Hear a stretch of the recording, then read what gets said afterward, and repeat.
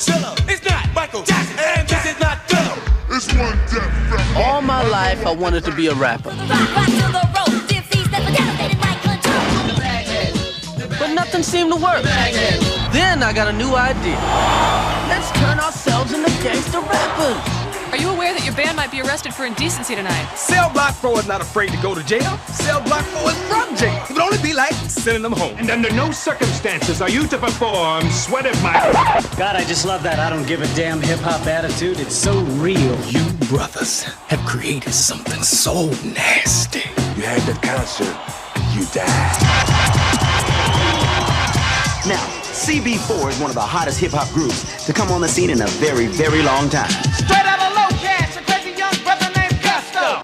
I'm MC Gusto, but in prison I'm known as 97-KY. CB4 is misogynistic, and I don't think they like women. Elemental P-14. This is not just a movie about rap music. It's about much, much more. From the world's most notorious fellas, what are you doing? We're filming. Hey, don't push her. Come on, give that back. That's mine. -7-14 to the third power. I thought I was hardcore, man. You ain't tough. There are some real kids out there who are gonna kick your narrow. Any person who defile America's pastime by wearing a baseball cap backwards, well, that's an evil that speaks for itself. Tonight, CB4 is gonna pay. Straight out of low cash, the crazy motherfucker named Dead Mike. It's my first drive-by. CB4, featuring new music from Dead Mike. I'm black, y'all, and I'm black, y'all, and I'm blacker than black, and I'm black, y'all.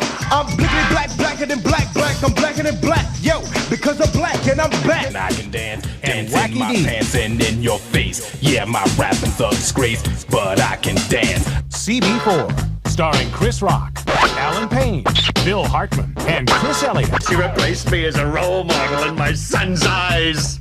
Better me than Daryl Gates.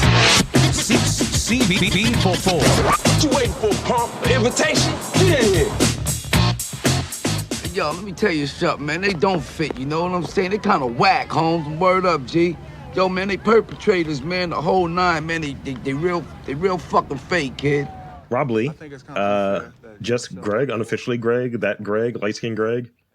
I'm back. Yeah, we're here. Euripides Greg. Ulysses. Ulysses? Yes. I don't know if you're Ulysses. You're Euripides. So this is Let's Watch Again, and we're going to review 1993's CB4. So thank you for joining me, Greg. Good to see you're living well. Seems to be. It is okay, Stat Master Arson. On the ones and twos. So let me do the intro for this and then give out some details and we can get to some things. Okay. So here's the thing, and I want you to keep me honest here when it comes to the synopsis.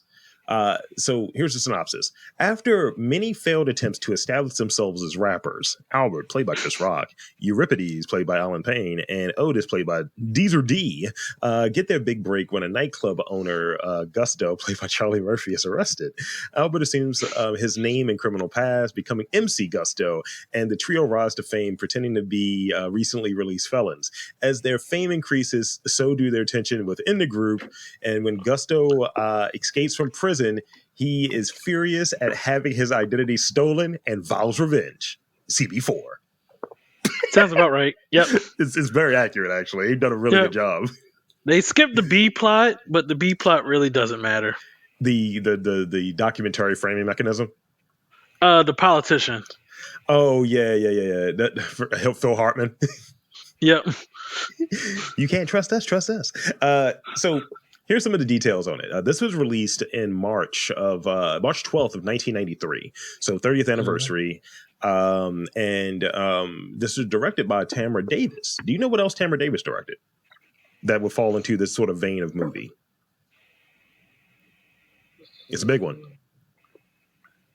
She also directed Half Baked. Oh, for Chappelle. Okay. It kind of has that sort of same sensibility of this. It's a similar type of humor. It does. So this movie had a box office. Well, let me talk about the budget first. So the budget was $6 million for $1993, and it had a budget. I mean, it had a box office of $18 million. So I was close. I was going to say 20. So it made 3 times what it cost. Now we never really talk about the marketing for these movies, and we never like they need to start really putting in like, what did you spend on marketing? Now, this probably didn't have a huge marketing budget, but still. Now, so the writers is great who the writers are. So Chris Rock, Nelson George, sorry. And lastly, who did Robert the screenplay, Low Cash. It's pretty strong, right? Straight out of Low Cash. A crazy motherfucker named Bird and Mike. So this now, one of the things I like to add in here, when I do these, I like to get into the numbers, right? So one of the other numbers that's a part of this sort of scenario is how it was received, right? So I know that we know that the Rotten Tomatoes of the world a little corrupted in that, things seem to be a lot lower than some of the contemporaries. So like I use a combination Rotten Tomatoes, IMDb.com, Voodoo, and Google to get a sense of where's this movie at, and sometimes Letterboxd as well. Letterboxd is insane. I love Letterboxd. One of the things that the Coup does, she will read the one sentence reviews because they're never good. So CB4 has a 6.2 out of 10 on IMDb.com. Sheesh. That's not that low. Not bad for a black film. A 90s black film, by the way. 90s black film, yeah. Not bad. Rotten Tomatoes, 52. Not bad for a black comedy. Voodoo, 81. I mean, about an 82. So it's a 4.1 out of 5. Okay. And Google is the one that is the done data, in my opinion. That's the Google users. 76.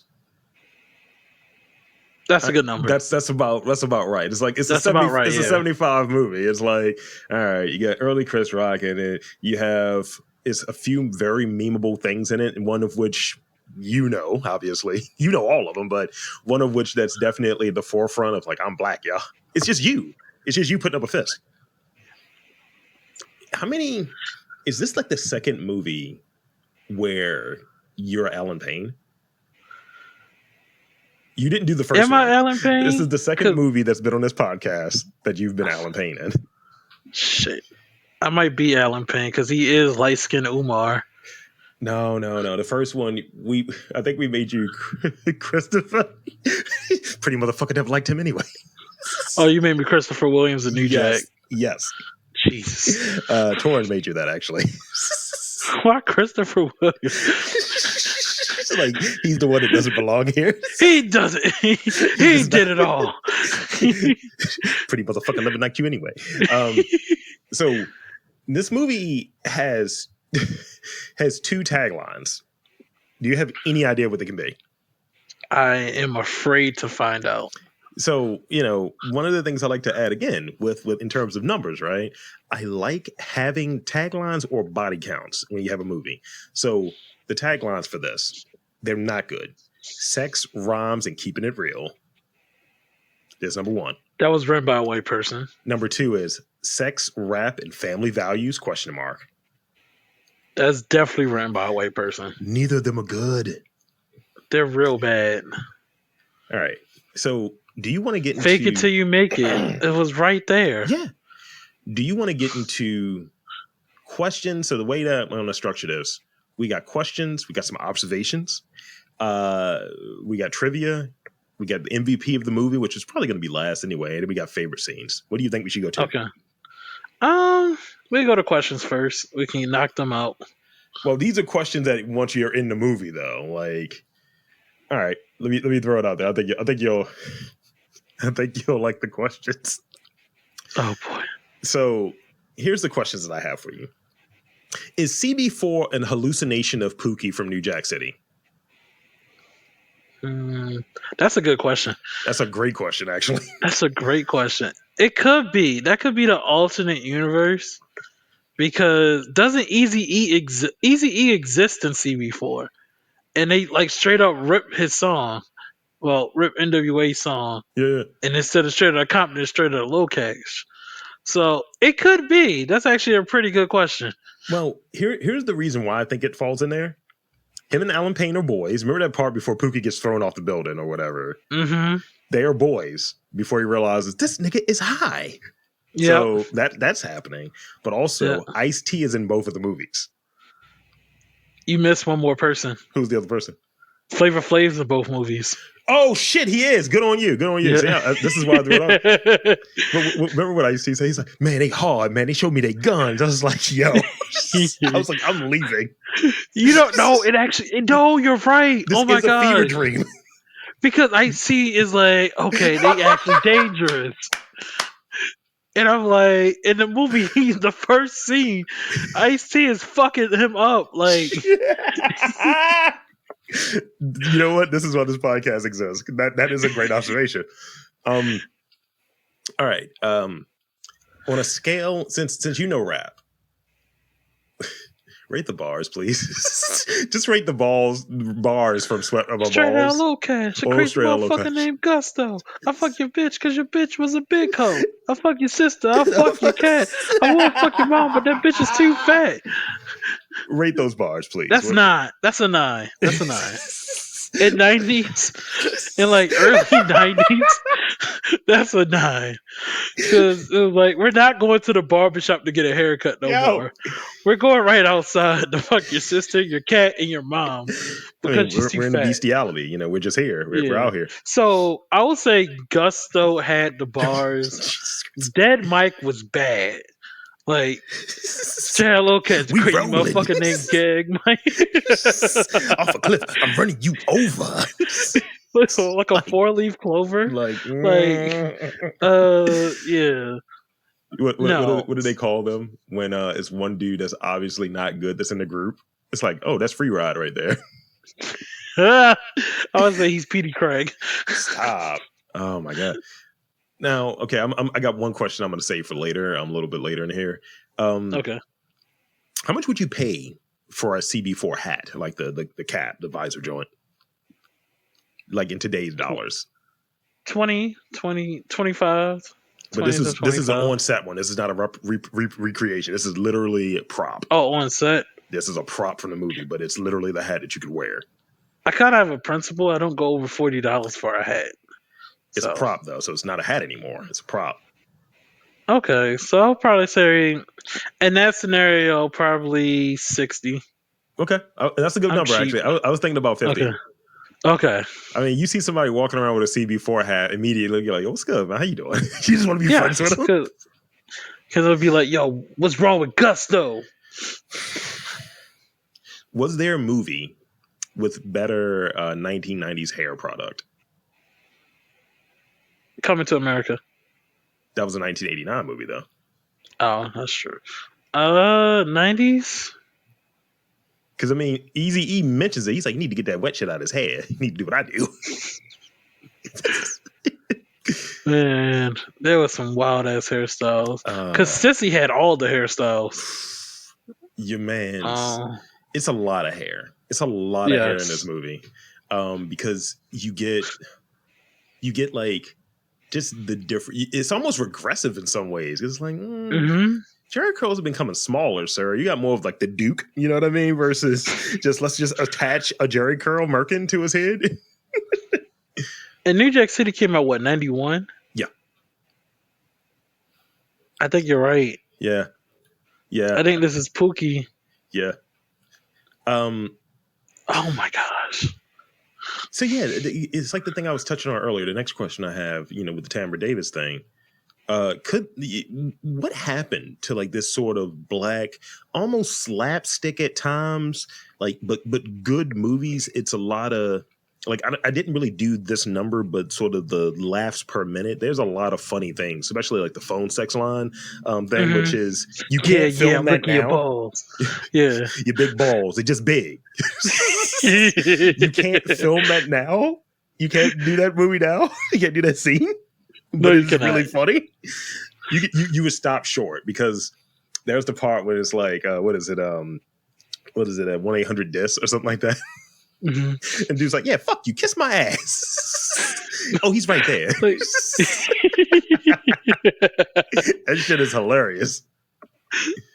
There's too many good scenes in this movie. I think what would happen, and so that's the question though. Still, like, why is it that these movies, I think, upon rewatch, they're actually really funny. Even even now, like that movie's 30 years old. You came out the same year this movie came out, and yeah, yikes. Yeah, the movie is a month older than you, well, a few weeks actually. And I think, in having this movie around for this duration, I think I've seen this probably in my 20s and in my 30s. So like seeing it, and it's still funny in that way. I remember maybe watching it as a teenager and not quite getting it, mostly because of the framing mechanism of the documentary. But once we get to some of the stuff, because I was like, I wasn't sure what to do with Chris Rock. Like, facial hairless Chris Rock was not my guy up until I became older. So I will say this is my favorite Chris Rock movie. Okay. That he's starring in. I'll put it that way. That he's starring in. This is my favorite Chris Rock movie. To answer your question, I would say that really it got oversaturated by the Wayans brothers, and that's kind of what happened to these kind of films. Like, Marlon is doing these films on Netflix, and they're coming out at an absurd rate. Like when they did the Paranormal Activity one, the 50 Shades of Grey one, and they're just not funny no more. Like, because the comedy doesn't hold weight like it used to with like CB4 or like with the Black Hat movie. What's it called? Well, we're Fear the Black Hat. We're going to talk about that. Yeah. Okay. So stuff like that. I think you're half right. Like, I think it is an oversaturation of it, but I think the Wayans had that taken from them with the success of like the Scary Movie movies in like the late 90s and early 2000s. And it wasn't black people doing them, at a certain point. And now it's like we now have them back, but I think we're out of that moment. I think that's what happened because Don't Be a Menace to South Central or Drink Your Juice in the Hood is fucking hilarious. Really good movie. And that's a few years removed from this. Like, I think that's like 95 or 96. And but I think you're right. It's like we're just going to do straight parody, and it's nothing really funny in doing a parody of another movie. I think doing a parody of something from a cultural standpoint is funnier. Absolutely. Like, yeah, I think that's where that is at. So this brings me to this next question that falls into it falls into what you just mentioned about Fear of the Black Hat. Would this be in a box set with Fear of the Black Hat or like Brown Sugar? Right? It's pretty good, right? You know how many hip hop heads hate Brown Sugar? Brown Sugar is great. They don't get it.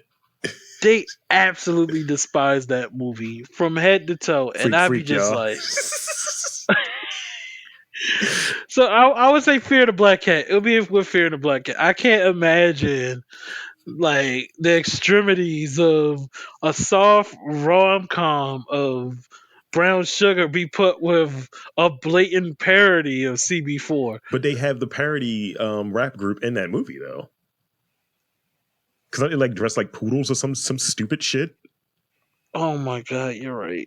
It isn't Trustis Jones is Wendell Pierce. There you go. The hip hop Dalmatians. They got a ring to that shit. What is he like? This one garbage truck juice. That's a movie to review because I'm like, Wendell Pierce went ham. Like he just had the shades and everything. Yeah, I like that shit right there. That came out. We're recording this at the end of 2022. That came out in 2002. Black Brown Sugar. So that's actually 20 years old now. Dang, that would be a good one to review. So we make it around to that. So I want to throw out an observation for you. And if you have any, please chime in. Okay. The main observation that comes to mind for me is because of the time, because of the connections to Saturday Night Live with Chris Rock. Is the Bohemian Rhapsody from Wayne's World the same as the King of Rock scene that's in CB4? Yeah. It is. That's a good one. It absolutely is, right? One. That's a good one. Have you ever done that? And that's one of my favorite scenes in the movie. It's a fire scene. Then the tape starts warping. Yep. And they kept going. He's like, drum. You see here, we'll lose control. Yeah, they just speed it up. The fucking hats popped out. I was like, yo. And that's like, they would be, I think my uncles and within my uncles and dad's age group. So I just remember that's the way that they used to dress. They would have that whole Run DMC fit on. So definitely these were guys that you're like, no, these were guys that were doing this. So let's see. I want to move into, unless you have any observations. Do you have any observations that come to mind? I'm just thinking about the amount of rappers that are in this movie. Name them like off. Ice-T, Ice Cube. I saw him at a swap meet, and I didn't really want to run up on him. He was his family and everything. I mean, Isaac Hayes not a rapper, but Isaac Hayes is in it, and they've recreated that "I'm Gonna Get You Sucker" scene. I remember that. That's great. That's great. And I guess I could say Shaq because Shaq is technically a rapper.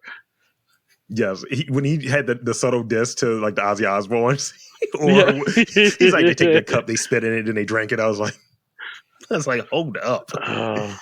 And he had songs with Biggie, so yeah, he can live around that time actually. Yeah. You had Butthole Surfers in it, making Butthole Surfers were in it. Can we talk about Wacky D real quick? I'm the wackiest rapper.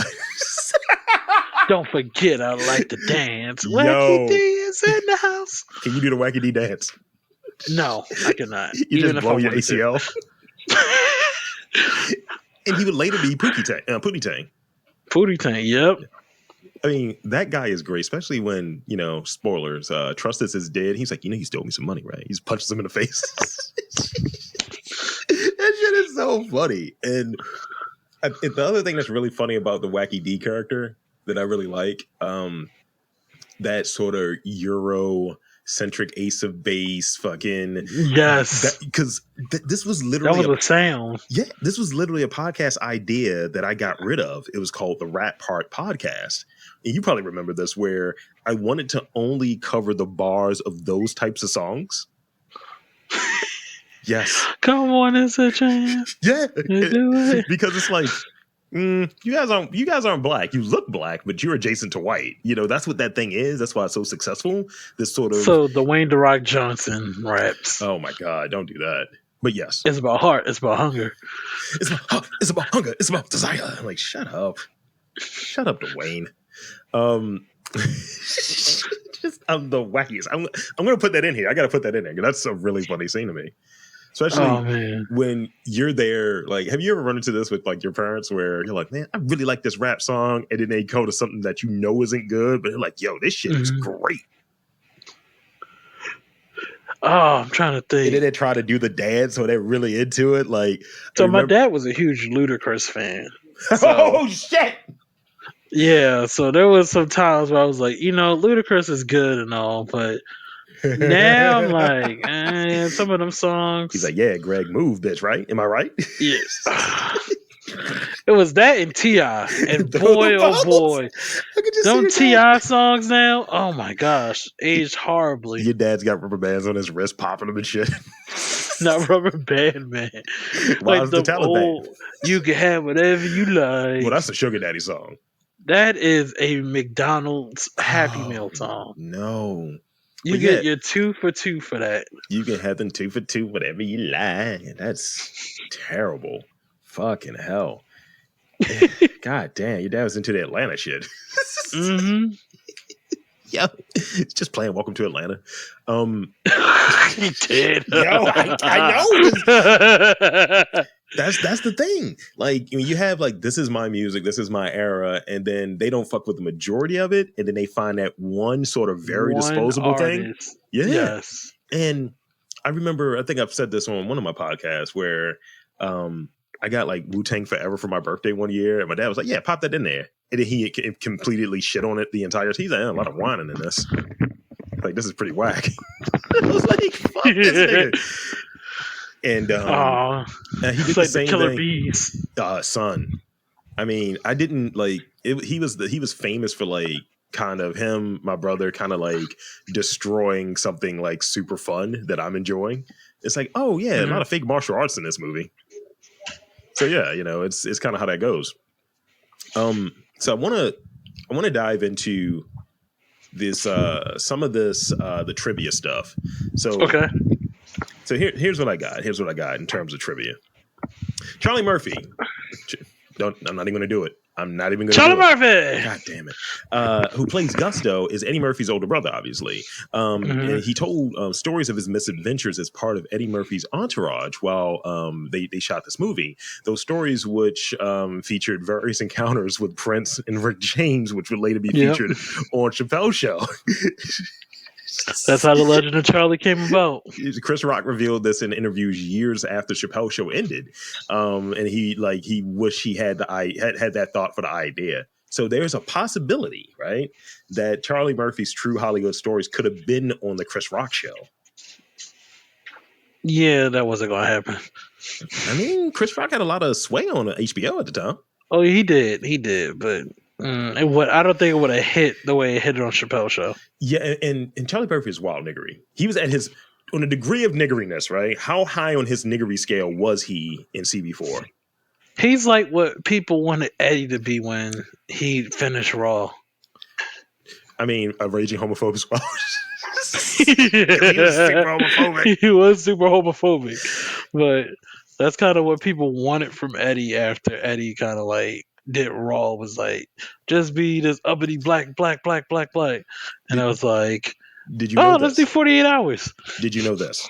According to Charlie Murphy, after his first audition as Gusto, Chris Rock told him to act meaner. Right? Meaner, yep. So for the second audition, what happened? What happened? He brought a real loaded gun to the audition. Oh, shit. And got the part. The gun belonged to his dad. He came in with his father's blicky loaded. That's on the same level as Sam Jackson getting the role as Jules. In Pulp Fiction? Yeah, just like, oh, I'm just going to be pissed. I'm going to get this fucking role because you're starving, all of that. I didn't know Sam Jackson auditioned for Reservoir Dogs. Granted, that's totally off subject, but yeah. Now, this kind of confirms the thing we were talking about earlier. Chris Rock reenacts his crack smoking scene with the same facial expression and wearing the same clothing from New Jack City for 2 years prior. City. Yep. This confirms what we were saying. It's a Pookie dream. It's a Pookie dream, y'all. Pookie's plan. And I know they try to reenact I'm Gonna Get You Sucker with Chris Rock and Isaac Hayes. Yep. Yeah. At the end of the movie, in a scene where he haggles idiotically with Isaac Hayes, this is a spoof of the conversation they had at the Rib joint, and I'm going to get you sucker in 1988. This is just his extended universe. This is Chris Rock's extended universe. Yep. The rap group, we got that Low Cash, screenwriter's name. The 3 songs performed by CB4 are loose remakes of real rap songs. So we know one of them, right? Straight Outta Low Cash. Yes. And who's that by? NWA, Straight Outta Compton. The second song, Sweat of My Balls, was Talk Like Sex by Cool G Rap and DJ Polo. That's insane. And Rapper's Delight. That is insane. Yo, I might have to listen to that song now. I do too. Of My Balls. You can feel them. Yo, if that came on, right, at any place you're at, are you just saying, hey, you just grabbing your dick at that point? Yes. Sweat for my balls. You can feel them. Are you just like finding balloons and just bouncing on them and shit? they look so gross. Just these fucking round balls. Brown balloons like, just coming down. You're just looking at it. Then they had the prison thing, which, fucking Alan Payne was so cringe, right? Just with his chest hair glistening. It's like, I hate this nigga. I hate him. And his bandana. Can we talk about his bandana briefly? He was not the best stylized. He was not. He did not have anything. Yes, and he had the worst bars. You going back to his bars again? He was trash. Like straight up. Like no wonder they never got picked up. Oh my god. Well, and so talk to me about Candy a little bit. Candy Alexander's character. Yeah, Sissy. Yep. So she was something. Tell me your thoughts. Because on a level, right? I saw her. I didn't see her until like Treme in the corner, right? So I didn't know that she had a career before that, and then like CSI or something. So I see her in that scope. Yeah. But then looking at her, I was like, is she wearing leopard? And she was like, I break skinny guys like that. And I'm like, hold up, tell me more. She was definitely the 1993 version of Brittany Renner in that movie. Stop what you're saying. Or like Melissa, well, no, not Melissa Ford. Not Melissa Ford. No, Brittany Renner's good. Brittany Renner's good. Yeah. I mean, she's in terms of filth, right? Like, would you have gone for it if you're in CB4? You're probably the DJ though, for being honest. Stab Master Arson. You're Stab I'm Master 100% the DJ. The darker the berry, the sweeter the juice. He's reading porn and drinking 40s the entire time. It's great, and he only has sisters. That's why that is you. I'll take it. I'm a very Over fat dead version. Mike. I'm a very fat version of Gusto. I'll take it. I'm just sitting there like, want to come be on, dead man. Mike. I don't know who Dead Mike is in our circle of people. I don't see it. As Chris Rock narrates the movie, right? He compares the real Gusto to Nino Brown. At a point, again, this is a motherfucking fever dream. This is literally New Jack City. It's really great. So you want to hear about a few cameos or at least one major cameo that is a scene that got deleted? Wasn't it Halle Berry? No, her scene's in it. Oh, okay. Ron Howard has a scene in his movie. What? And it gets deleted. What? Ron fucking Howard was in this goddamn movie. Why is Ron Howard in this movie? He's in this fucking movie. I mean, he should be like writing Apollo 13 right now. What problematic thing was that? Let's look at Ron Howard in 1993, because it's probably Apollo. Yeah, I think you're right. He should be disciplining his daughter Dallas or something. Oh shit! Like, hey, sit down. Less of that. More of this. Come on, Bryce. Dallas. So, this was a year before The Paper came out. 2 years before Apollo 13. So you're right. You're right. Okay. He this is after Far and Away. He wrote that though. He wrote that movie. Okay. Let's see what we got. So this was filmed in 1992 between July and September, so a couple months. So the ragtime piano melody heard in the nursing home sequence is actually Sugar Hill Gang's Rapper Delights. That's where you get Rapper's Delight. Okay. So did you notice any person that was one of the sisters of Stab Master Arson? I did not. One of them was Shar Jackson, one of his sisters at the breakfast table. Get out of here. This is her movie debut, right? Her debut. Oh wow. Yeah. So I gotta check that out again. Let's talk about in these last couple things here. I want to talk about favorite scenes in this movie. This is a good one. What are your favorite scenes? So number one for me will be the sex scene of Dead Mike and Gusto with Sissy. Because Sissy was smashing Gusto, and then that scene was just hilarious. Was it when he became like a doll or something briefly? Yeah, it was like, Who was his girlfriend, by the way? Rachel True. Who was also in Half and Half, The Craft, Half Baked. Going back to the director too. She was Dave Chappelle's girlfriend. Oh yeah. I'm not too familiar with Half Baked like that, so I'm gonna have to rewatch that. Yeah. That's scene number one. Scene number two for me is definitely Run DMC's King of Rock scene. It's a good one. Fix that tape, man. I'm sorry. We was jamming, man. We was jamming. We was jamming too, nigga. Damn. That scene is too hilarious to. Oh god. I'm trying to think, because number three for me is hard.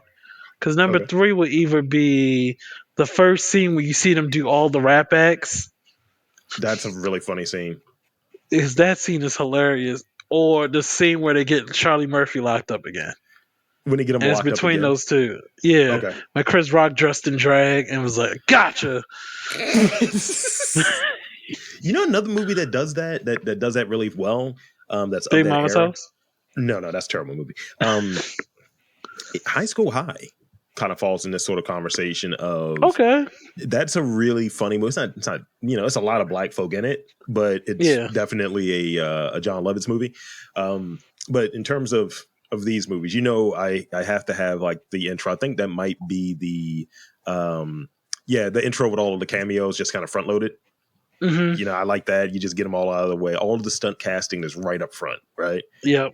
Obviously, the straight out of low cash video. Straight out of low cash, a crazy motherfucker named Gusto. I fuck your wife cause the bitch is a big hoe. I fuck your sister, I fuck your cat. I will fuck your mom, but the bitch is too fat. That's a good one. And I usually hate little white kids doing black stuff, but it makes me laugh a lot actually, because he's like, "Dad, you bugging." I was like, "Shit." And Phil Hartman was like, "I think we got something here." Yep. I Oh, think wait. we have an enemy here. I want to replace those 3 scenes. Trust three is of them? Jones' funeral. No, my last scene. Okay. Trust is Jones' funeral. That's a good scene. That's a good. If you can't trust us, who can you trust? He was terrible. He was a scammer. He is the actor that plays him is the same guy that is the mayor in RoboCop 2. That goes down the fucking tube or what have you. Oh my the God. Black mayor's the same fucking guy. He has the same energy. Oh my God. When I found that out, I started giggling. The next one I have is Wacky D. Like, I'm the wackiest. Did I mention before that I can dance? I'm Wacky D. Wacky D. Let's rock it. Wacky D's in the house. Wacky D. It's just some fat chicks dancing behind him. I'm gonna make you dance. Don't you know that I can dance? Wacky D. Yo. And sweat of my balls is obviously on there. Feel her, sweat from my balls. You can feel her, sweat from my balls. You can feel her, sweat from my balls. You can feel her, sweat from my balls. You can feel her, sweat from my balls. Yeah, that's definitely a good scene too. Because it's memeable. It has to be Dead Mike Hotep. Like, I'm black, y'all.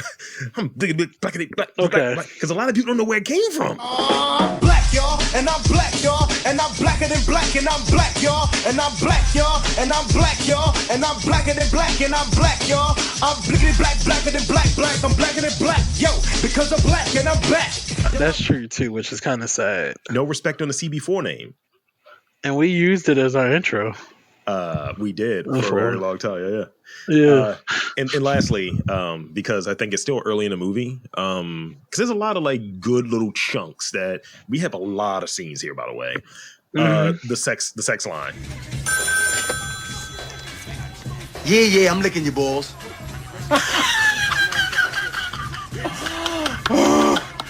Best balls I ever had. You got King Kong balls. Like just going there, going to Euripides' job and just seeing all of his It's really funny. Yeah, I'm licking your balls. Your big balls. They're very big balls. What was it? 1-800-PISS, and it's just some chick pouring water in a bucket. I'm like, ew. Yeah. Yo, it's nasty in here, B. You know the funny thing about it? That's the best he's dressed in the entire movie when he's at his job. That is very true. Yep. Because isn't he wearing like a Howard's shirt or something? Oh my God, yes. You just remember Big Ass Biscuit? No. They had the Big Ass Biscuit. Oh shit! Yes, yeah. A little piece of butter. That is, again, it's just like how much within the writing, right, was Chris? Because you can see Chris Rock's fingerprints all over this shit because it's definitely his sense of humor from that era. And do you think that in doing this movie and probably writing some of these lines, I don't know if there was a rapper and whatever involved, but do you think this led to him, either hiring that person or writing some of his raps for fucking like some of the comedy albums? So like, yes. I mean, he did No Section of Champagne, bro. Because I look at Chris Rock and I was like, someone gave Chris Rock the best lines in the movie. Absolutely. in terms of bars. They were like, look, Alan Payne's going nowhere compared to Chris Rock. So we're just going to give Chris Rock He's going the to Jason's best lyric after bars. this. He trying to save Jada. Literally Jason's lyric came out a year after this, by the way. Good gosh, with evil And Dave Chappelle. yeah. Stabmaster Arson, the actor Deezer D, he passed away or what have you a couple Rest years in ago. peace. Yeah. Phil I didn't know Hartman, he was an ER he was until an ER. recently. Hold up. Mm-hmm. What? Yep. Mm-hmm. Yeah, he passed away last year actually. Deezer D. That's crazy. He was also Rest in peace. He was also in. Was he in Cool as Ice? I'm sure you remember that movie. Oh my gosh. He was in Cool as Ice. That is his film debut. That's the Vanilla Ice movie, right? It is. Oh god. Do you know what else he was in? Fear of a Black Hat. Yes. Yo. And Double lastly, diss. Bones. I mean, we could easily do Fear of the Black Hat. That's a 1993 movie. We could. Okay. I just have to really rewatch that one again. So there's a song called Booty Juice. Oh man. And it's an album called Puss. Why? Yo, we might have to do this actually. Ho ho hos. Look, this might be the superior movie. Shout out to Rusty Cundiff. But it is done in the same style too. Like, is it that if you're doing these movies, is it is this movie and you're talking about CB4? Is it we're making fun of white people's obsession and interest around sort of black culture and hip hop, and we find it as a way to make money? That's why we dive into it. These fucking like fakes. Yes. I will also say the politic part in it, which we kind of didn't really get into. Talk about it. I would say the politic part of it is not understanding what culture is and trying to put a stop on something you can't control. So that was something that was kind of big, especially when gangster rap first became what it was. Like, you had women's activists saying stop using the word bitch in a song, and then you had actual politicians saying this promotes violence, and it was movies like, don't, right? yeah, movies don't, or whatever. It's kind of like what's going on now with drag shows, and the fact that people are like, you can't bring your kids to drag shows, but Hooters and Tilted Kilt still exists. Tilted Kilt. Did you just make that reference? Yes. Yeah. So I'm reading about it. In 1990, the then established black and white warning label, the parental advisory for explicit lyrics, was introduced. So this is like right after. This is almost a response to it, where it's like, I don't dive into and listen to, like rock and roll of that. I don't listen for that. I don't see it like, oh, if it's sexually explicit, but the sort of rock and roll lifestyle didn't have that. You know what I mean? It didn't have any of that any of those sort of issues. That rock and roll lifestyle, it was sex, drugs, and rock and roll, which is kind of the same thing that's in rap music during that time. You know what I mean? Same exact thing. But rap music has the parental advisory sticker, which in some ways that's more beneficial to the record label than to the actual artist. The artist isn't getting opportunities to tour, and they're getting harassed by police. Whereas the label, they're getting this sort of, this is something you're not supposed to have. So now I want more of it. Let me get all of it, because white kids are the ones that are buying it. Yep. Which is definitely depicted. Yeah. Yep. And definitely when you think about the edited stuff at Walmart and everything, they get to sell 2 different versions of the CDs. Just double too many politics. And you get demonetized now. Now you get demonetized now if they feel like what you're saying is too explicit. It's just like, yo, don't buy it. Don't buy and then I found out recently, and this is not to try to get way too off topic, it's something Cameron brought up, was the fact that noted after Bard a certain noted Hall of Famer Cameron in the Robberverse Hall of Fame. I mean, he is Lord Aquarius Cameron. Go on. Basically saying after a certain time frame for a record, Mhm. like the record label loses his rights completely. So I think it was like not 8 years, but I think it was like 18 years. The Mhm. record label loses the rights to the song, and the artist can re-record the song for themselves and keep the song, So that's which I what thought was fascinating. that's But they would what have to that's what Taylor keep Swift the did, right? song. Yeah, they would have to keep the song the same. Hmm. Can't change any of the lyrics. Can't change the beat. So it has to be the exact, and it has to sound exactly the same. So essentially, a song as a child, Yep. 18 years, and yeah, I mean, just imagine like the freeways and the Beanie Siegels of the world, being that they sound considerably different due to health stuff, Yep. that they Hmm. can't record a song to sound the same. Yep. Which is All of what extremely we do unfortunate. is wrong. What are we doing? That's what they sound. I heard Benny Siegel like a few days ago rap, and I was like, "Whoa!" Because he has He like sound like he's whispering. he has like very damaged lungs and shit. Yeah, Yeah, it's not great. It's not great. But also, I just seen last year. Yeah, I can see it. I thought, oh, Fuck Jay-Z. MVP. Yeah, let's talk about the MVP. Let's talk about the MVP. But yeah, basically, CB4 state property. So, Charlie Murphy, you going Charlie Murphy? hands down. Charlie Murphy. You're gonna find my pick controversial. Okay. You know who it is.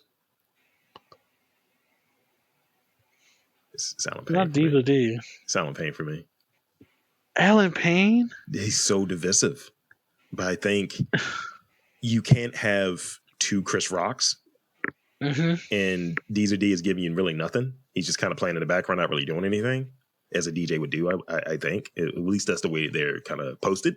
So he has to, one, he's got the meme. Two, his fit is better than everyone else's fit for the rest of the movie. That fit in the phone sex room. Okay. And his taco meat bugs me so much. You know what I'm talking about. Chest hair. Yeah, it's a lot. It's a lot. He looks like Drew McIntyre, his chest hair. I just want to hear the trumpets. And yeah, I mean, and you know, just the Hotep thing that a lot of those black guys, they turn into that sort of Hotep 5%er types. It's like, no, I believe you because you still see it with all of the anti-Semitism and all of that stuff that's still happening within that community. It's like, you are a person that exists. I saw a Kanye support group a few days ago. I refuse. I'll just leave it at that. I refuse. He can go fuck himself. No, we'll talk about this off mic. Okay. So I guess lastly here, what do you want to give it? Like, you know, like where does this belong in the scope of sort of like those types of movies? You know, these kind of, you know, black 90s movies. Let's just call it that. Like if it's in a box set, what's with it? And we kind of touched on it a little bit earlier. And lastly, where do you rate it? Like we talked about the numbers earlier. You can go 100 scale, you can go 5 scale, you can go 10 scale. Where do you rate this movie? And what are 3 movies that are with this in the 90s black movie box set? Please go. Okay. So the 3 movies: Fear the Black Cat, New Jack City. Well, that's the other 2 movies. It's only 3 movies. Oh, okay. Only 3 movies. Okay, yeah, New Jack City. In terms of rating, like I said, this is my favorite Chris Rock movie. There's a few things I didn't like. I don't like the B plot at all. I did not like the B plot. Yeah. I give it a solid 8. Solid 8 out of 10. Yeah. Like I feel like there's a lot of quotables in it. I think there's a few things that doesn't age well, going back. Yeah. Like you can't have filmed certain things in 2022 now, but for the most part, it's good. 8 to 9 out of 10 for me. For me, it's a 7 to 8 out of 10. And we have the same box. It's the same box because of what we established. I really think we should do the director's commentary for this. It's like, look, man, we were not around. You weren't. I was, right? And it's just like, here's the thing. this is a fever dream from Pookie. As he was dying and as he was ODing, he was like, yeah, you know, CB4, this is what I'm doing. That's a live show. Oh my God, that's yes. a live show. We might have to do that. I was a sperm in my father's nutsack when this happened. You were in your mom's womb, actually. You were. I was in my mom's womb. You were almost ready to hatch, as it were. I was about to pop, and then I saw G Money and Pookie talking. I like how the camera zoomed in on me as I did that, by the way. So where can he check you out? Social media, more of your Gregory musings? Okay, so you can check me on Instagram at unofficially_black_MTR Instagram. I'm more active on Twitter, so follow my Twitter, which is YourMeshy1, all one word. Yes, after Yu Hakusho. Follow me there. He's a big Tesla guy, by the way, guys. Fuck Elon. He can eat a dick. He can Elon a dick. Oh my gosh. So I'm Rob Lee. Find me Truth in His Heart on the places. And until next time, actually subscribe to his podcast. Don't miss out. Subscribe to his podcast. Yes, lots of podcasts subscribe here. At this point, well over 30. Definitely check it out. Some of your favorite movies, and we're getting in the weeds. And definitely, this is not the we're going through line by line of the movie. This is more of us. This is the companion piece to the movie. Watch the movie, listen to us. Watch the movie, listen to us. It's great. And until next time, for Greg, I'm Rob Lee. Thanks again, Greg. Saying that you should keep watching those movies. The first time I heard Sweat on My Balls, I was naked with the first black woman I've ever made love to. Ooh, kinky. How did that make you feel? There was actually sweat on my balls.